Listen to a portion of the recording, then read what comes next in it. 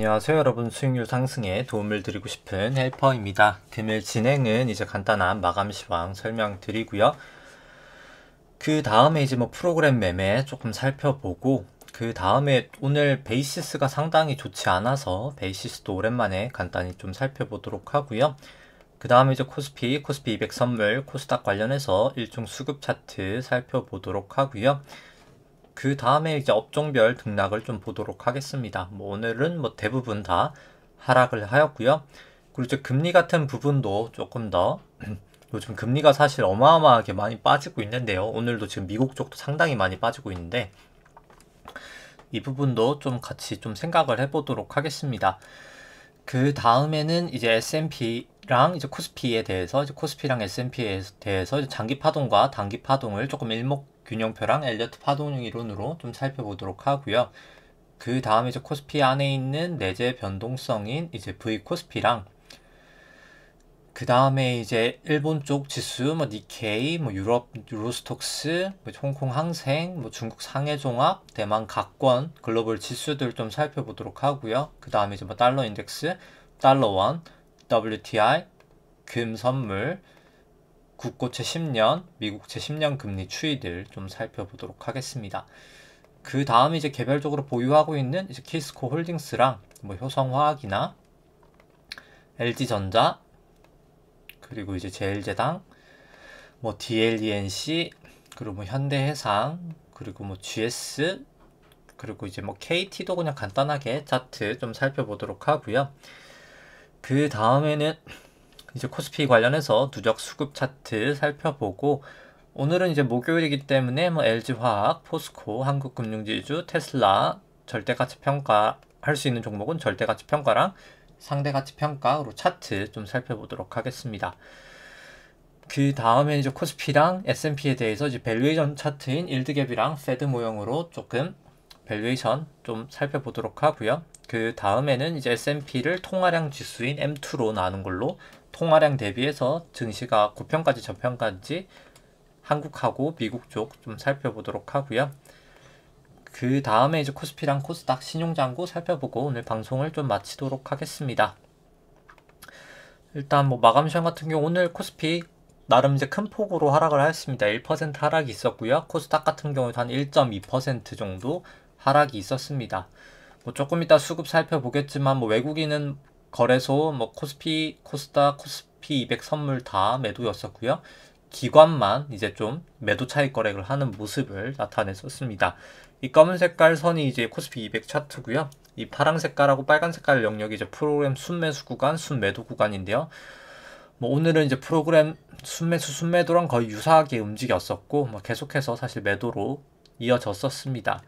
프로그램 매도의 주체는 뭐 외국인 한 1200억 정도 있었고요. 기관이 한 2500억 정도 있었는데, 조금 이따 살펴보겠지만 기관은 이제 어떻게 보면 이제 약간 차익 거래를 많이 했던 것 같고요. 실제로 여기 비차익이라 나오지만 비차익도 차익으로 들어가는 그런 물량들이 상당히 많거든요. 실제로 정확하게 딱 그러니까 차익하고 비차익이 이제 그냥 간단하게 뭔지 설명을 드리면은, 그냥 이제 프로그램 매도라는 게 이제 프로그램 걸어가지고 막 수십 개의 주문을 그냥 한 방에 다 거는 게 이제 프로그램 매매거든요. 근데 차익 거래는 그것을 그냥 현물하고 현선물을 그냥 동시에 주문을 내면 이제 차익 거래로 잡히고요.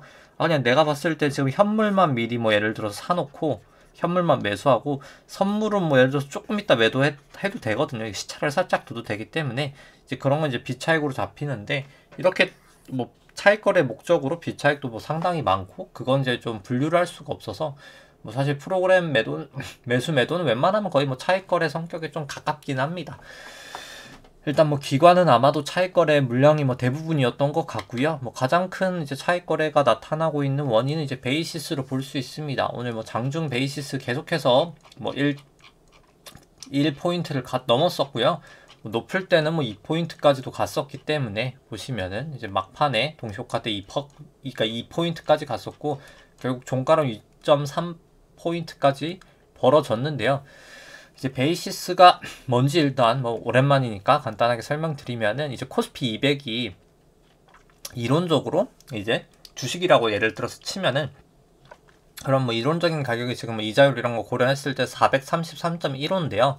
이 코스피 200을 살 수 있는 권리와 의무를 가진 선물 가격이 430.85인 겁니다. 현물보다 선물이 훨씬 싼 거죠. 이제 그 가격의 차이를 이 베이시스라고 하고요. 이제 현물이 더 싸기 때문에, 현물이 더 비싸고 선물이 더 싸기 때문에 비싼 현물을 공매도 하고 이제 선물을 사는 그런 차익 거래가 발생할 수 있고요. 항상 현물이 기준이기 때문에 이렇게 되면 이제 매도 차익 거래라고 합니다. 매도 차익 거래가 지금 계속 발생을 하고 있는 것 같고요. 지금 뭐 아마도 계속해서 베이시스가 2.3인 걸 봤을 때는 내일도 매도 차익 거래가 충분히 발생할 수 있지 않을까라고 생각을 합니다.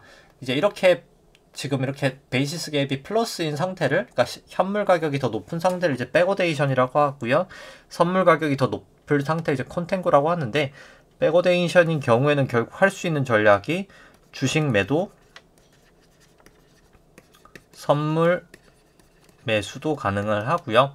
아니면 그냥 단순하게 선물 매수만도 가능합니다. 선물이 더 싸기 때문에. 이런 건 차익 거래가 아니기 때문에 가능성이 낮으면 아마도 계속해서 그냥 주식 매도, 선물 매수, 매도 차익 거래가 아마도 내일도 좀 많을 확률이 높지 않을까라고 생각을 합니다.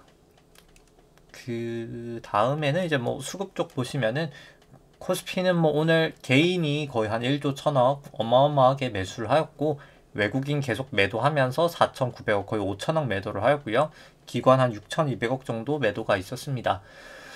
코스피 200 선물 같은 경우에는 기관은 이제 매도 차익 거래하면서 선물 매수하면서 한 5,200억 정도 매수가 있었고요. 그 다음에 개인은 한 6,800억 정도 매수가 있었습니다. 외국인 같은 경우에는 뭐 계속 지수랑 가장 유사하게 흘러가고 있는데요. 매매 동향이 한 1조 1,500억 정도 뭐 대규모로 매도가 있었고요.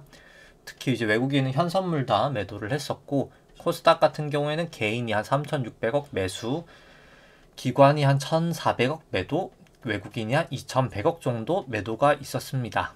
그 다음에 뭐 업종별로 보시면은 뭐 오늘 이제 비금속 광물이 올랐지만은 뭐 사실 포스코 케미칼의 시총이 워낙 높다 보니까 그냥 포스코 케미칼 혼자 올랐었고요. 한 6.7%. 뭐 나머지는 사실 다 하락했었고, 뭐 통신업도 뭐 사실 좀 올랐지만은 이제 인코스피 빼고는 거의 다 이제 보합이었었고요.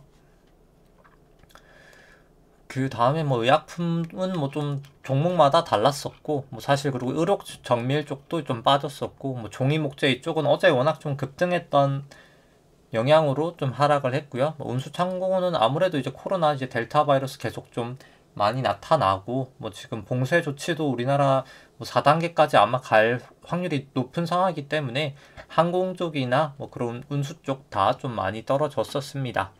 시클리컬 쪽들은 뭐 다 떨어졌고, 사실 뭐 대부분의 오늘 종목은 다 떨어졌었고요. 업종도 마찬가지고. 그 다음에 이제 뭐 금리 보시면 우리나라 금리 오늘 뭐 상당히 많이 하락을 했고요.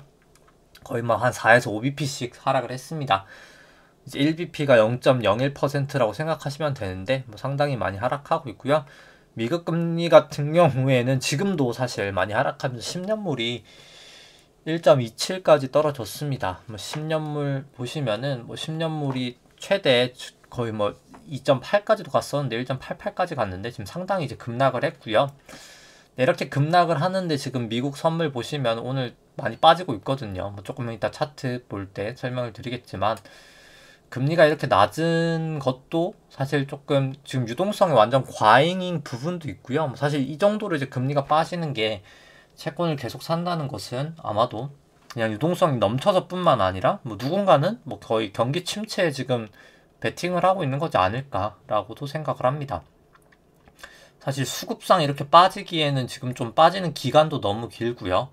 자, 그래서 분명히 이제 수급적인 요인이 무조건 엄청 큰 거는 사실입니다만, 그럼에도 불구하고 조금 약간 하락폭이 조금 과대하지 않나, 뭐 이 정도면 사실 좀 침체, 이제 델타 바이러스 뭐 그것 때문에 다시 한번 좀 침체를 바라보는 게 아닌가라고 할 정도로 사실 금리는 좀 많이 빠지고 있는 것이 사실입니다. 그리고 이제 어제 FOMC도 의사록이 있었죠.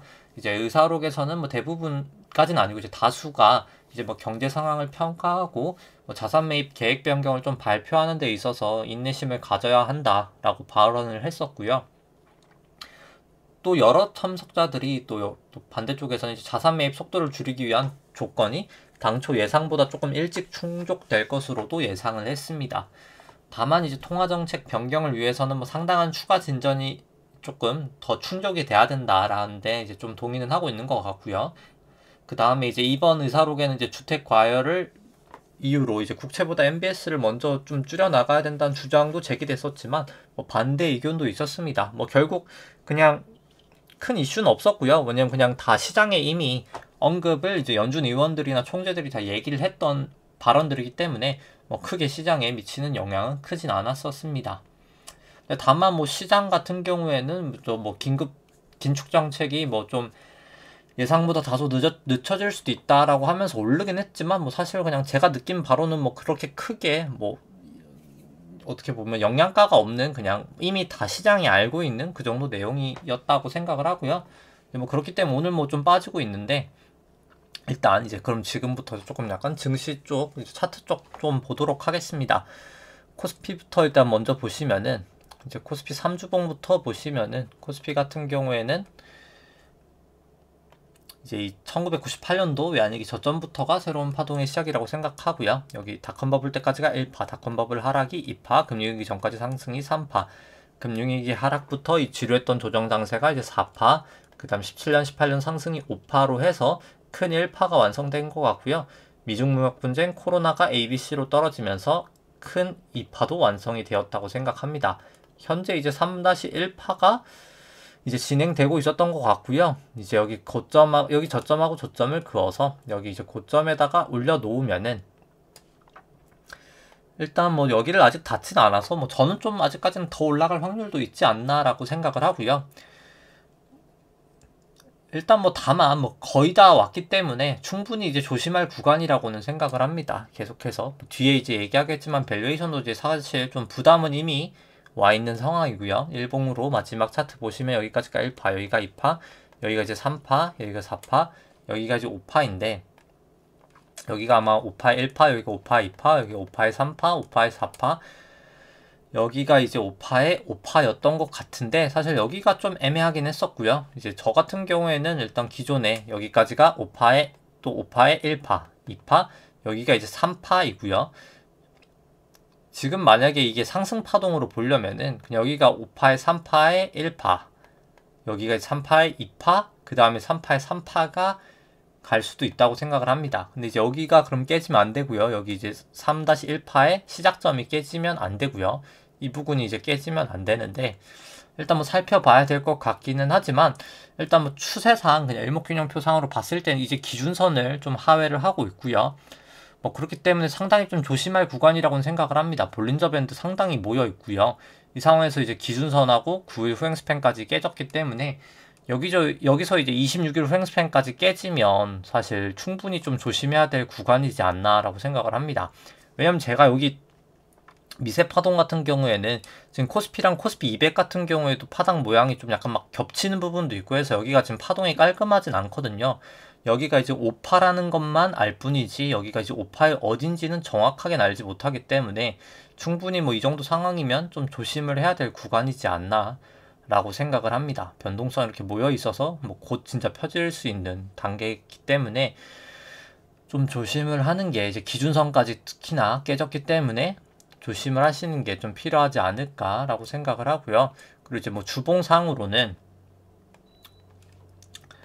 이제 원래 이제 여기 저점부터 여기 4파 저점까지 33주, 여기서부터 여기까지가 33주, 그 다음에 여기 저점부터 여기 고점까지 22주, 여기 고점부터 여기까지 22주, 여기서부터 여기까지 65주. 딱 기본 수치, 기본 수치, 기본 수치의 대등 수치, 대등 수치, 대등 수치 딱 나오면서 딱 전환하지 않을까? 라고 생각을 했는데 전환을 안 해서 그러면 그냥 이제 76주까지 올라가겠구나. 이제 올라가거나 이제 두 가지 시나리오가 있었죠. 76주 딱 나와서 여기서 여기까지도 33주. 8월 26일 뭐 이 정도인데 8월 27일이 또 잭슨홀이거든요. 뭐 그렇기 때문에 2주가 뭔가 변화가 있겠다. 그래서 여기가 이제 최고점이거나 여기가 이제 최저점이겠구나. 이번 파동의 가능성을 봤는데 일단 뭐 밑으로 갈 가능성도 일단 기준선이 깨졌기 때문에 생기긴 했습니다. 근데 다만 아직까지는 뭐 확실하게 저기 아까 3-1파 저점을 깬 게 아니기 때문에 뭐 위든 밑이든 지금은 확실하진 않고요. 다만 위든 밑이든 조금 튈 수 있다. 분명히 이제 그거는 좀 조심을 해야 될 단계라고는 생각을 합니다.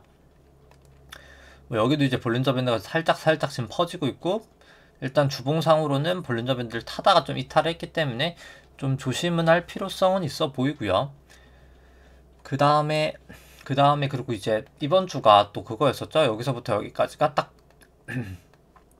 26주 지금 또 이제 변화일이 와 있는 자리였습니다.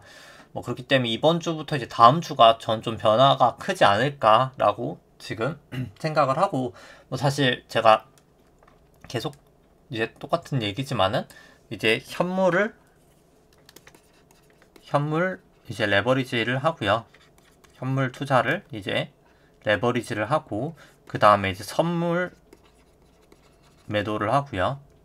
그래서 이제 베타는 제로로 맞추고, 베타는 없고, 그럼 이제 알파만 2알파가 나오겠죠. 이제 레버리지를 2배를 했기 때문에 2알파가 나오고, 이제 여기서 콜옵션 매수랑 이제 콜옵션 매도기 때문에 이제 원래라면 이제 주식을 투자하면 이렇게 올라가야 되겠죠. 이제 중앙으로 1% 올라가면 1% 올라가고, 1% 내려가면 1% 이제 내려가는 그런 상황이라고 하면은, 저 같은 경우에는 지금 포트폴리오가 약간 이렇게 돼 있습니다. 약간 경사가 이렇게 돼 있는 게 아니라 레버리지여서 약간 이런 느낌이랄까요? 이렇게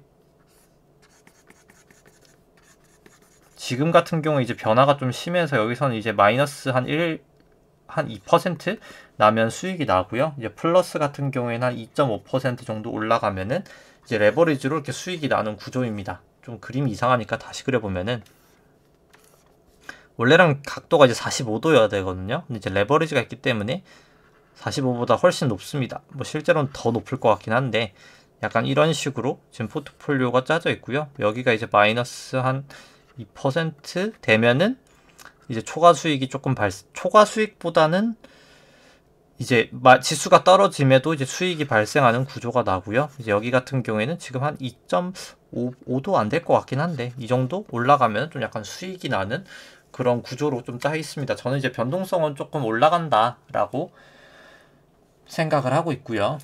그 다음에 일단 뭐 그래서 좀 계속 좀 위든 아래든 조심을 하셔야 될 것 같습니다. 뭐 확실한 것은 이제 확실히 뭐 내려가는 걸 보려면 일단 여기를 다시 이제 깨지면 더 내려갈 확률이 높고, 이제 여기를 다시 위로 깨면은 올라간다라고 보실 수 있을 것 같은데, 특히 밑으로는 워낙 조금 내려갈 룸이 많기 때문에 이제 뭐 기준선을 깼기 때문에 뭐 저 같은 경우에는 뭐 좀 추세가 안 좋은 주식들은 슬슬 좀 매도를 해도 되지 않나? 라고 이제 해지를 하지 않는 이상 좀 생각은 하고요. 뭐 늦어도 50일 이동 평균선 내려가면 이제 그 종목이 이제 내려가면 좀 매도를 하는 게 맞지 않을까라고 생각을 합니다. 뭐 상방, 하방 둘 다 좀 강하게 열려 있다라고 생각을 하고요. S&P 같은 경우에는 뭐 장기 파동부터 보시면은 이제 2008년도 금융위기 바닥인 2009년부터 새로운 파동의 시작이라고 생각하고요. 여기가 1파, 여기가 2파, 여기가 3회, 3회, 3회, 3, 3에서 3회로 3파, 그 다음에 저기가 4파가 나오고, 여기가 지금 5파라고 생각을 하고요. 이제 2파랑 4파 저점을 그어서 이제 뭐 3파 고점에다가 올려놓으면 채널링을 할 수 있는데, 여기 뭐 고점하고 고점 다 연결되어 있기 때문에 아직까지는 상승 추세인 것 같고요. 뭐 여기를 이렇게 딱 하회하면 조금 더 크게 하락하지 않을까라고 생각을 합니다. 그 다음에 이제 일봉으로 마지막 5파를 좀 보시면은, 여기까지가 1파, 여기가 2파, 여기가 이제 3파, 여기가 이제 4파고, 그 다음에 여기가 이제 1파, 2파, 그 다음에 여기가 이제 3파, 여기가 4파, 여기가 이제 5파에 5파, 마지막 5파라고 생각을 하고요. 미국 같은 경우에 이제 여기가 5파에 1파고, 여기가 이제 5의 마지막 5파에 2파고, 5파가 여기가 3일까라고 사실 생각을 하고 있었는데, 여기서도 사실 저번부터 계속 얘기를 했었지만은 여기가 조금 애매하긴 합니다. 여기가 만약에 1파면 1파, 2파, 3파, 4파면 여기 1파랑 4파가 겹치면 안 되거든요. 쐐기가 아닌 이상. 근데 이제 겹쳐버려서 사실 여기가 조금 계속 애매하긴 했었고요. 그래서 뭐 사실 여기도 그냥 결국 여기가 5파의 어딘가다 라고만 그냥 사실 정확하게는 알 수 있을 것 같고, 뭐 그렇기 때문에 그냥 여기 같은 경우에 아직 전환선만 깨지고 기준선까지는 안 깨졌기 때문에 조금 더 지켜볼 수 있겠지만, 뭐 일단 RSI 같은 경우에는 과매도 이제 과매수 구간 나타나고 이제 지금 하락하고 있고, MACD도 이제 거의 매도 시그널 나타내고 있기 때문에 뭐 미국 쪽도 뭐 사실 좀 이제 조심을 해야 될 때가 아닌가라고 생각을 합니다. 뭐 그 다음에 이제 분봉으로 보시더라도 120분봉 상으로도 이제 구름대 오늘 이제 이탈을 했고요. 9일, 26일 후행스팬 뭐 다 깨졌기 때문에, 근데 다만 여기도 이제 뭐 RSI상 좀 과매도 구간이긴 하지만, 일단 뭐 다시 뭐 이 기준선을 좀 넘지 않는 이상 조금 매수하기는 좀 부담스러운 구간인 것 같고요. 그리고 이제 볼린저 밴드로 이제 어제였나요? 그제였나요? 제가 나스닥 같은 경우가 200을 넘었다고 했었습니다. 200을 넘고 나서 항상 보통 조정을 나타냈었고요. 근데 이번에 이제 200을 계속 타고 갈지가 말지가 관건이었는데, 일단 오늘 다시 이제 아직 본장은 아니지만 일단 지금 현재 하회를 하고 있습니다. 계속 하회를 하면 좀 무너질 가능성이 높아 보이고요.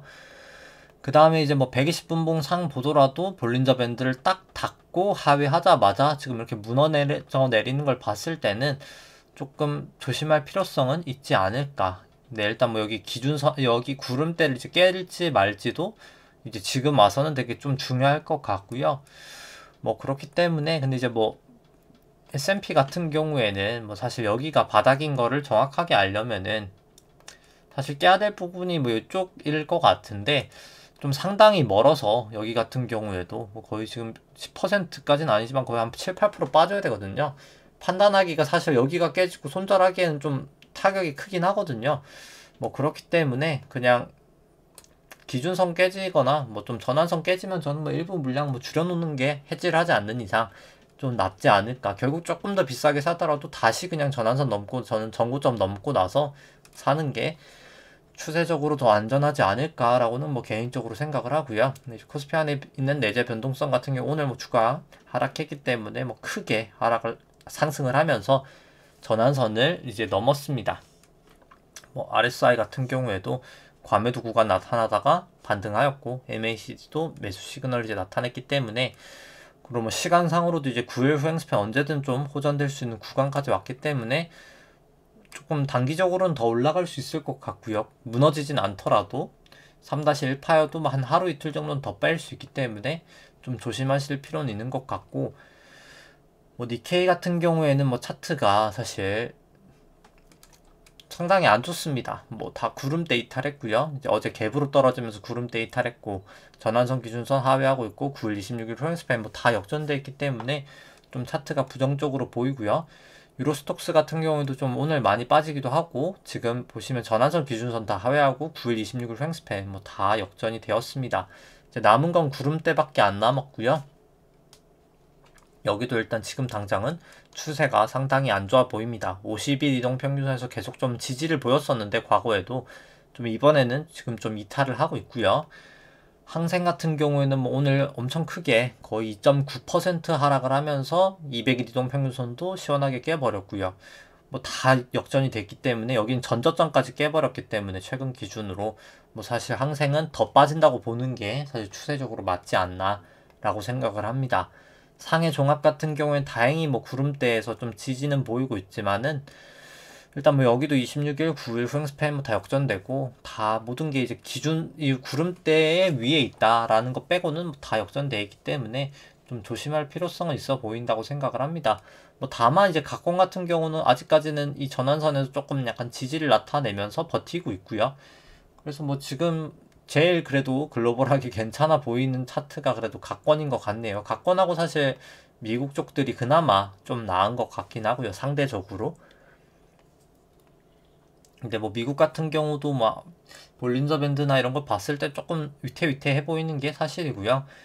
그 다음에 이제 뭐 달러 인덱스 같은 경우에는 뭐 계속해서 일단 아직까지는 뭐 추세들이 다 호전돼 있기 때문에 조금 더 갈 수 있다, 추세상으로는 더 갈 수 있다라고 보는 게 맞을 것 같고요. 달러원도 이제 뭐 볼린저 밴드 상단까지 왔지만은 뭐 아직까지는 추세는 다 상승 추세기 때문에 조금 상승으로 봐야 되지 않을까 생각을 합니다. 뭐 WTI 같은 경우는 일단 뭐 기준선 부근에서 일단 지지는 보였는데, 뭐 여기서 이제 무너질지 반등할지 뭐 그게 관건일 것 같고요. 기준선을 확실히 깨냐 마냐가 관건일 것 같고, 이제 뭐 금선물 같은 경우에는 뭐 계속해서 금리가 빠지면서 실질 금리까지 빠져버리니까 좀 상승은 하고 있습니다. 뭐 진짜 뭐 경기 침체가 오면은 뭐 좀 더 올라가겠지만 뭐 저는 지금 당장 뭐 경기 침체가 올 가능성은 좀 낮지 않을까라고는 보고 있는데, 물론 뭐 사실 전염병이라는 게 델타 바이러스 이게 뭐 정말 심해지면은 그럴 수도 있겠지만은 뭐 일단 뭐 그렇게 해서 결국 그냥 추세를 보면서 지금 같은 경우에는 그냥 대응을 해야 되지 않을까라고 생각을 합니다. 뭐 추세상으로는 아직까지 뭐 저항선 위에 있고 뭐 구름대 안으로 왔기 때문에 뭐 아주 나쁘다라고 하기에는 좀 애매하지만 아직 기준선은 조금 하회하고 있고요. 국고채 뭐 10년물 같은 경우에는 뭐 다 역전이 됐기 때문에 좀 부정적인 차트 모양새고, 볼린저 밴드까지 지금 벌어지고 있기 때문에 이게 추가적으로 더 하락할 수 있는 가능성도 사실 배제할 수는 없다고 생각을 합니다. 미국채 10년물 같은 경우 이제 볼린저 밴드 이탈을 하면서도 계속 빠지고 있고요. 뭐 사실 모든 게 다 역전되어 있기 때문에 여기도 좀 더 빠질 가능성이 좀 존재하지 않나. 물론 이제 볼린저 밴드를 크게 이탈해가지고 조금 결국에 이제 나중엔 또 반등을 하겠지만, 일단 뭐 다시 전환선이라도 넘기 전에는 조금 더 하락으로 보는 게 맞지 않나라고 생각을 합니다. 뭐 개별적으로 이제 키스콜딩스 같은 경우에는 일단 뭐 50일 이동 평균선에서 조금 지지를 보이긴 했고요. 뭐 아직까지는 그래도 그나마 뭐 26일 후행스팬은 뭐 역전이 되어 있지 않습니다. 뭐 그나마 다행인 것은 뭐 이제 RSI나 MACD나 뭐 조금 이제 과매도 구간 근처까지는 왔다인 것 같은데, 뭐 조금 부정적인 걸로 살펴보자면은 일단 주봉상 RSI가 이제 매도 시그널 나오고 MACD도 좀 매도 시그널 나온 게 좀 문제고요. 뭐 최악의 경우에 빠진다고 했을 때 뭐 2분기 실적 나오기 전에 뭐 여기 한 기준선까지 좀 빠졌다가 이렇게 반등할 수도 있지 않을까라고도 생각은 합니다. 근데 다만 뭐 키스콜딩스 같은 경우에는 워낙 뭐 그 회사 대주주 분의 어떻게 보면은 개별적인 그런 정책에 따라서 사실 영향을 많이 받는 주식이라, 뭐 사실 증시가 뭐 안 좋아도 뭐 그냥 뭐 자사주 소각이라도 하면 언제든 올라갈 수 있는 종목이라서 조금 약간 팔기도 애매하고, 그리고 뭐 팔기도 제가 좀 물량이 많다 보니까 그냥 안 팔고 있긴 하고요. 뭐 기준선 깨면 웬만하면 팔겠지만 안 팔고 있긴 하고요. 뭐 할인율 한 9% 했을 때 현재 주가 한 2만원 정도 되는데, 현재 주가로도 사실 뭐 그냥 보유 현금 수준도 안 되고요. 이제 부채를 다 차감하더라도 이제 내재 가치가 한 6만 5천 원까지는 그래도 올라갈 수 있는 주식이지 않나라고 생각을 하고 있기 때문에 뭐 그냥 아직까지는 뭐 계속해서 보유하고 있습니다.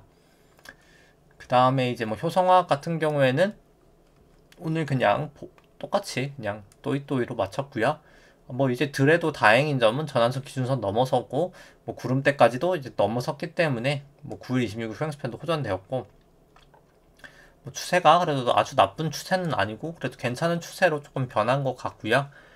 효성화학 같은 경우에는 뭐 현재 주가 한 38만원, 할인율 7.45, 뭐 연구성장률 2%, 실적은 이렇게 나온다고 추정을 했을 때 그래도 뭐 내재 가치는 한 94만원까지 올라갈 수 있는 내재 가치는 보유한 것 같고요. 한 147% 정도 상승할 수 있는 그런 내재 가치는 보유한 주식이라고 생각을 합니다.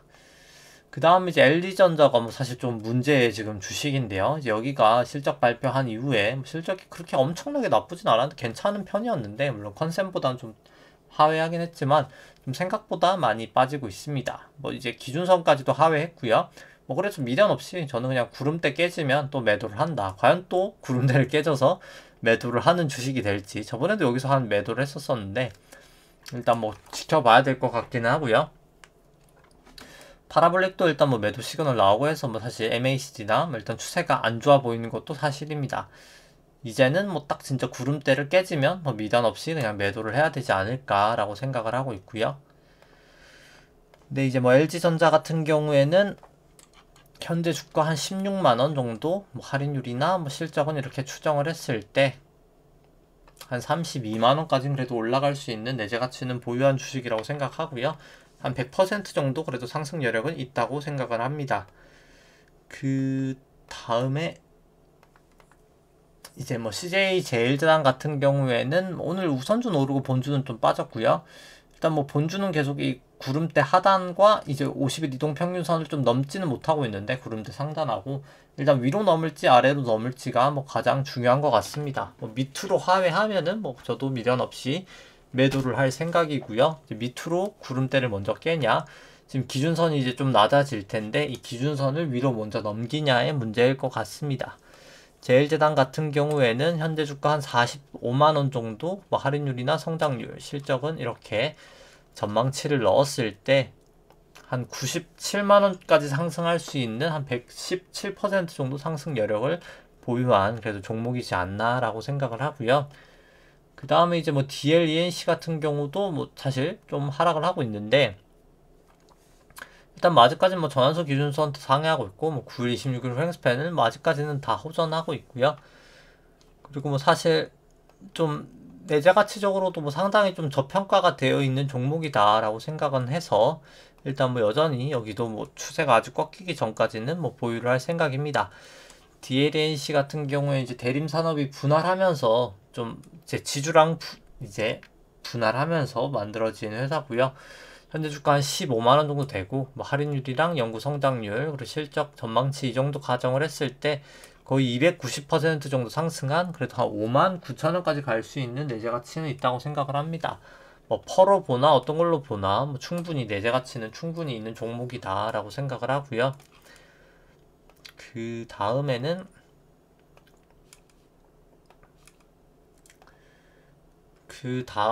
현대해상 같은 경우에는 뭐 전환선 기준선을 다 상회하고 있지 못하지만, 일단 뭐 그래도 기준선은 상회하고 있고 26일 횡스팬도 뭐 호전되어 있기 때문에 뭐 아직까지 추세가 나쁘다라고 말하기는 애매하고요. 오늘 일단 기준선에서 반동을 하였습니다.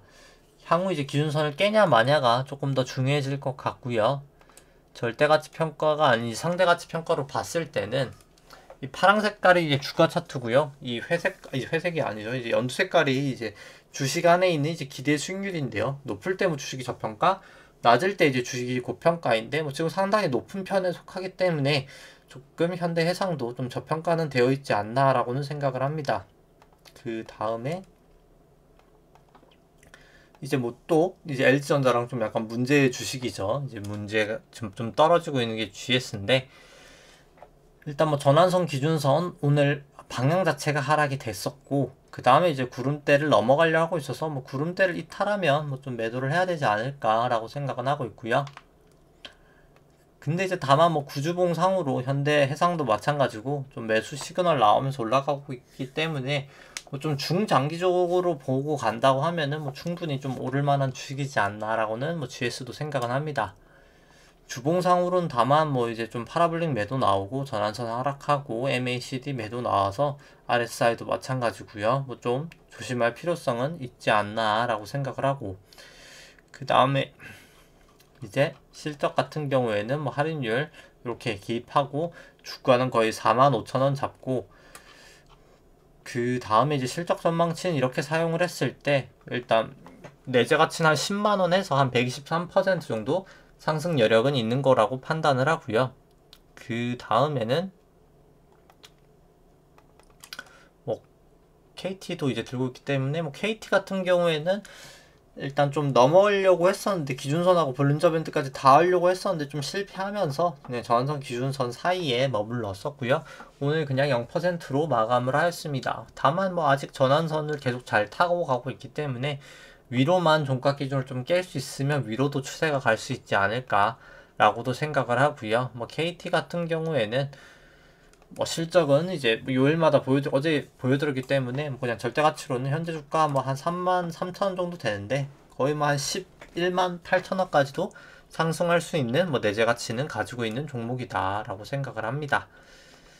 그 다음에 뭐 거의 설명은 드린 것 같고요. 뭐 그 다음에 이제 코스피 관련해서 누적 수급 차트 보시면은, 일단 원래 2001년부터 2019년 말까지 개인이 한 71조 정도 매도를 했는데요. 뭐 현재 이제 개인이 35조를 순매수했으니까 더하면은 이제 106조라는 엄청난 금액을 이 저점부터 계속 매수를 하고 있습니다.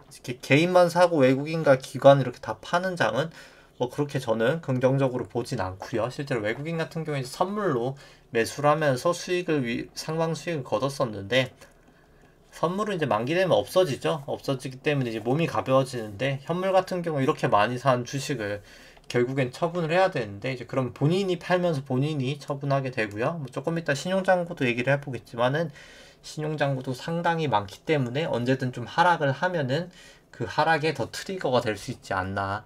그 트리거가 아니라 이제 그 하락을 가속화시킬 수 있지 않나라고 생각을 합니다. 그 다음에 이제 오늘 할 종목인 LG화학, 포스코, 한국금융지주, 테슬라 좀 살펴보면요.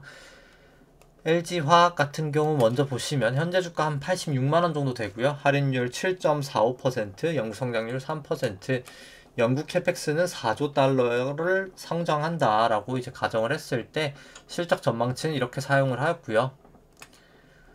현재 주가 대비해서 한 마이너스 29% 떨어야 적정하다. 현재 적정 주가는 한 31만원 정도, 61만원 정도로 나옵니다.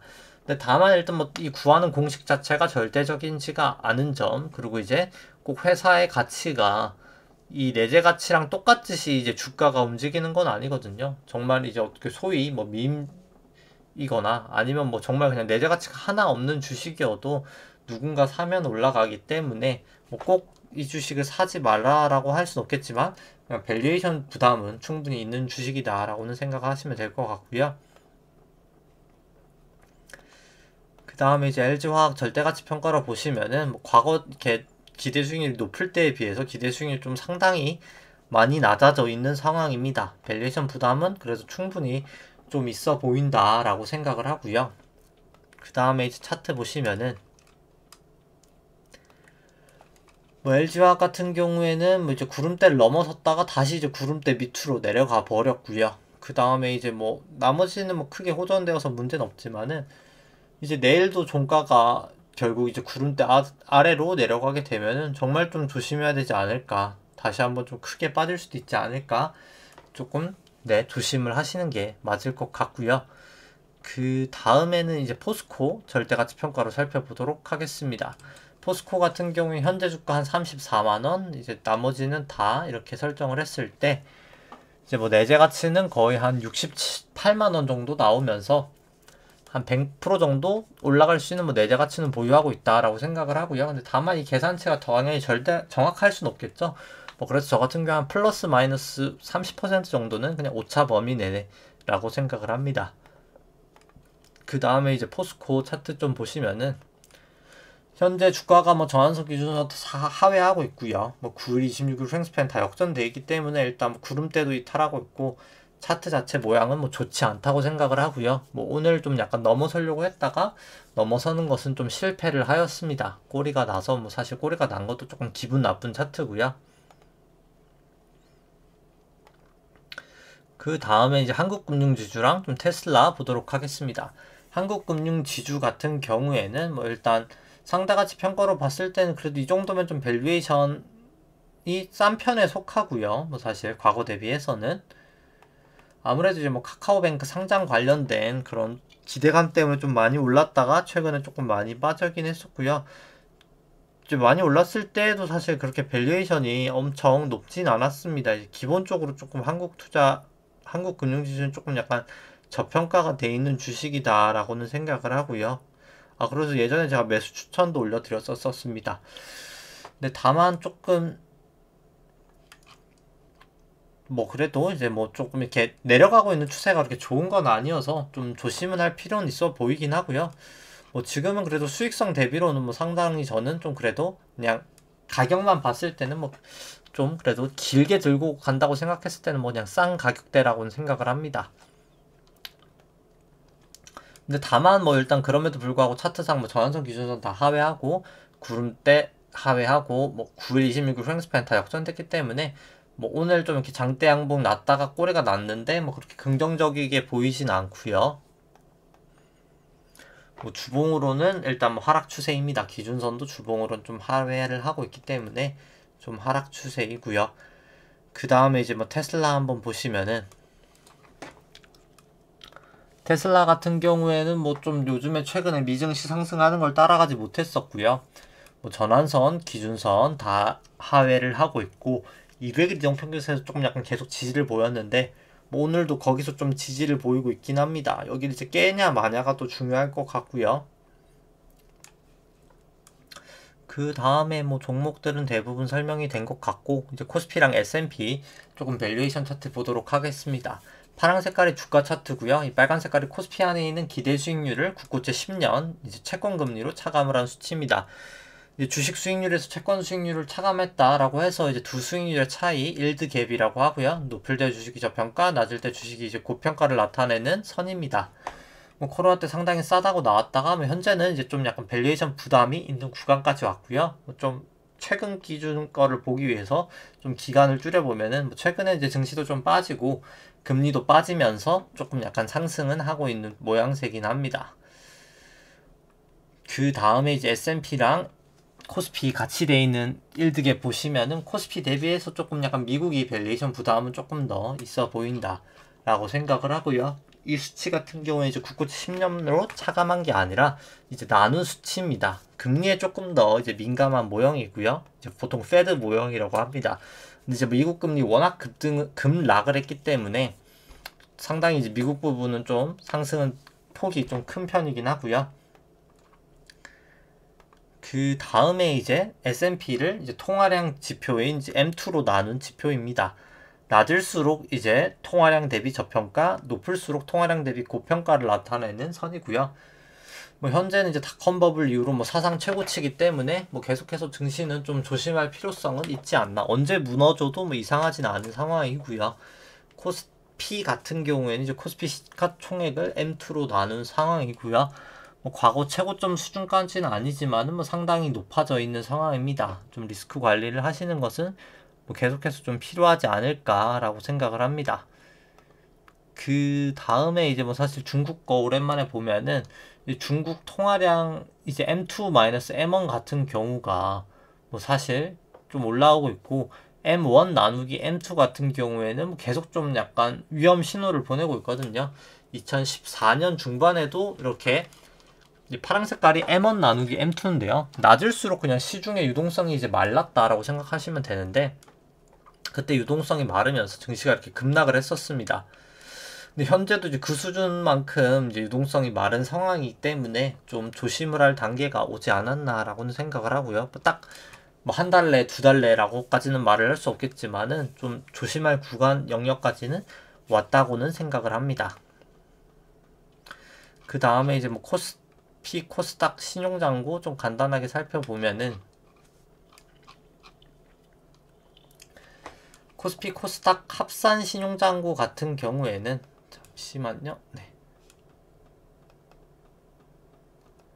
합산 신용장고 같은 경우에는 뭐 34만 거의 이제 한 6천억 정도 되면서 뭐 사상 최고치를 또다시 이제 갱신을 한 상황이고요. 뭐 그래서 사실 좀 위험해 보이는 게 사실이고요. 차트상 뭐 절대 수치를 보시면은 코스피 신용장고 뭐 과거 대비 상당히 많이 증가한 편입니다. 신용장고를 또 코스피 시총으로 나눈 수치 같은 경우에도 뭐 상당히 높은 수준이고요. 다만 이제 또 염려되는 건 이제 코스피 신용장고 이제 증감 속도 이렇게 하락을 하고 있는데 증감 속도가 이제 또 하락을 할 때가 항상 좀 조심해야 될 구간이었었기 때문에 좀 조심하는 건 필요하지 않을까라고 생각을 합니다. 뭐 코스닥 같은 경우에는 뭐 설명은 생략하도록 하고요. 그냥 차트만 이렇게 보여드리도록 하겠습니다. 따라서 뭐 사실 위든 아래든 사실 다 가능한 파동이어서 뭐 좀 저는 애매하고요. 뭐 섣불리 지금은 예측하기에는 뭐 사실 조금 어려운 장이다라고 생각을 하고 그냥 뭐 기준선을 이제 뭐 개별 종목 중심으로 그냥 대응을 하시는 게 좀 필요하지 않을까라고 생각을 합니다. 뭐 이제 개별 종목 같은 경우가 뭐 한국금융지주 같은 경우에 다 역전이 됐기 때문에 뭐 이런 상황이라면 뭐 특별한 뭐 해지를 하거나 뭐 특별한 이유가 없는 이상 좀 매도를 하는 게 더 저는 좀 더 낫지 않을까. 결국 다시 그냥 기준선 깨지고 올라가면 그때 그냥 좀 안전하게 조금 수익을 좀 덜 보더라도 그렇게 사는 게 더 맞지 않을까라고 생각을 합니다. 뭐 따라서 그리고 이제 내일이죠. 그리고 이제 캘린더 보시면은 내일 또 중국 소비자 물가 발표 있는데 생산자 물가 발표 있는데 뭐 이것이 결국 미국 소비자 물가랑 상당히 연동을 미치기 때문에 좀 이 부분도 좀 유심히 지켜봐야 될 것 같고요. 뭐 지금 같은 경우는 사실 다른 것보다도 금리가 좀 상당하게 좀 심각한 상황으로 가고 있습니다. 뭐 거의 사실 1.4 이하는 웬만하면 경기 침체를 나타내는 수준이기 때문에 조금 약간 심상치 않게 흘러가고 있는 것 같기는 합니다. 따라서 뭐 그래서 계속 똑같은 말이지만은 기준을 정해놓고 좀 대응하시는 것을 추천을 드립니다. 뭐 파생을 하실 수 있으신 분은 뭐 파생으로 해지를 하는 것도 좋을 것 같고요. 근데 다만 이제 파생 같은 경우에는 좀 경험도 있고 익숙해지고 좀 이해를 하고 하시는 것을 추천을 드리면서 네, 그럼 이제 오늘 방송은 여기까지 하도록 하겠습니다. 네, 좋아요와 구독 누르시면 감사하겠습니다. 이상입니다.